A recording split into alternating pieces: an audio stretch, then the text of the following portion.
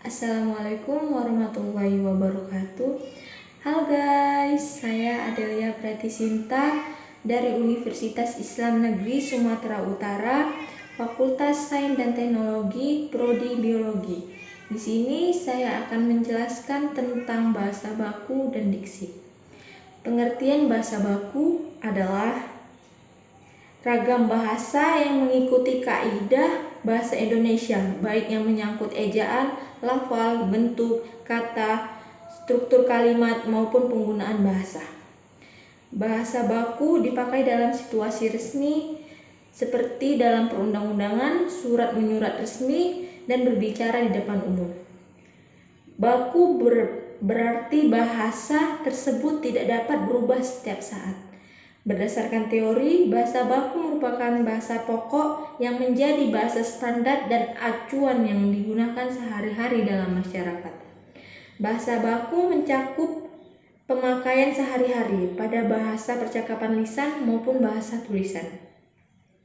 Adapun pengertian diksi ialah ketepatan pilihan kata. Penggunaan ketepatan pilihan kata ini dipengaruhi oleh kemampuan pengguna bahasa yang terkait dengan kemampuan mengetahui, memahami, menguasai, dan menggunakan sejumlah kosakata secara aktif yang dapat mengungkapkan gagasan secara tepat, sehingga mampu mengomunikasikannya secara efektif kepada pembaca atau pendengarnya. Adapun fungsi bahasa baku yaitu pertama, sebagai alat pemersatu bangsa. Awalnya, bahasa Melayu dengan berbagai dialek yang berbeda digunakan sebagai bahasa perdagangan karena bahasa baku adalah bahasa yang disepakati sebagai bahasa resmi oleh seluruh pemakai bahasa Indonesia. Semua orang dari seluruh penjuru tanah air dapat berkomunikasi dengan lancar sehingga dapat menjalin hubungan sosial yang baik. Yang kedua, sebagai kewibawaan. Fungsi membawa wibawa bersangkutan dengan usaha mencapai kesederajatan dengan peradaban lain lewat memperoleh bahasa baku sendiri.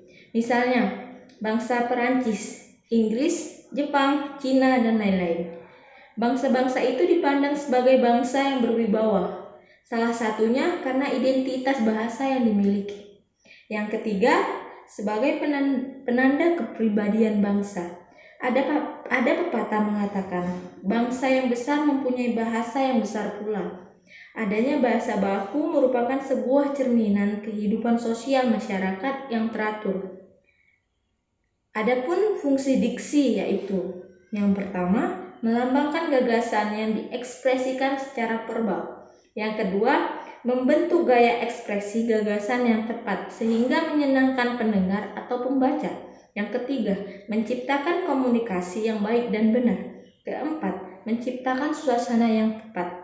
Kelima, mencegah perbedaan penafsiran. Keenam, mencegah salah pemahaman. Ketujuh, mengefektifkan pencapaian target komunikasi. Bahasa baku memiliki ciri-ciri, yaitu sebagai berikut. Yang pertama, tidak dipengaruhi bahasa daerah atau kebiasaan bahasa yang digunakan. Contohnya, bahasa baku merasa, tidak baku ngerasa. Yang kedua, tidak dipengaruhi bahasa asing seperti penambahan kata bantu, pertukaran posisi, perbedaan makna, dan sebagainya. Contohnya, baku banyak guru, tidak baku banyak guru-guru. Yang ketiga, bukan merupakan ragam bahasa percakapan. Contohnya, baku begitu, tidak baku gitu. Yang keempat, pemakaian imbuhan secara eksplisit agar pembaca dengan mudah menangkap maksud dari kalimat tersebut dengan mudah. Contohnya, baku ia mendengarkan radio, tidak baku ia dengar radio. Yang kelima, pemakaian yang sesuai konteks kalimat. Contohnya, baku seorang pasien, tidak baku seseorang pasien. Yang keenam, tidak mengandung makna ganda, tidak rancu. Contohnya, baku menghemat waktu, tidak baku mempersingkat waktu. Yang ketujuh, tidak mengandung arti plenoisme atau menambahkan keterangan pada pernyataan yang sudah jelas.